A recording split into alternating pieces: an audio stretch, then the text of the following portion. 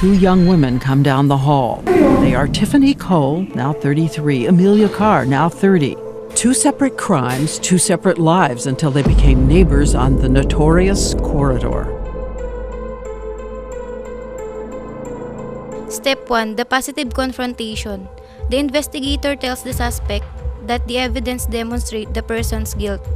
If the person's guilt seems clear to the investigator, the statement should be unequivocal. Step 2. Team development.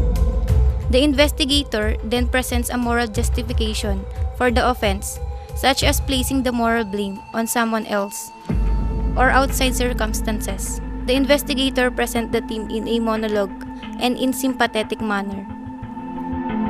Step 3. Handling denials. When the suspect asks for permission to speak at this stage, the investigator should discourage allowing suspect to do so. The RAID website asserts that innocent suspects are less likely to ask for permission and more likely to promptly and unequivocally deny the accusation. The website states that it's very rare for an innocent suspect to move past this denial state. Step 4. Overcoming objections. When attempts at denial do not succeed, a guilty suspect often makes objections to support a claim of innocence. The investigator should generally accept these objections as if they were truthful, rather than arguing with the suspect, and use the objections to further develop the team. Step 5. Procurement and retention of suspect's attention. The investigator must procure the suspect's attention so that the suspect focuses on the investigator team, rather than on punishment. One way the investigator can do this is to close the physical distance between himself or herself and the suspect. The investigator should also channel the team down to the probable alternative components. Step 6. Handling the suspect passive mood. The investigator should intensify the team presentation and concentrate on the central reasons he or she is offering as psychological justification, and continue to display an understanding and sympathetic demeanor in urging the suspect to tell the truth. Step 7. Presenting an alternative question.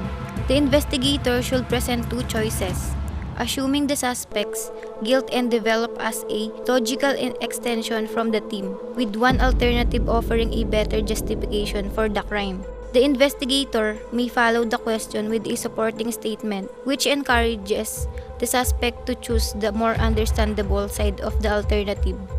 Step 8. Having the suspect orally relate various details of the offense. After the suspect accepts one side of the alternative, the investigator should immediately respond with a statement of reinforcement, acknowledging that admission. The investigator then seeks to obtain a brief oral review of the basic events before asking more detailed questions.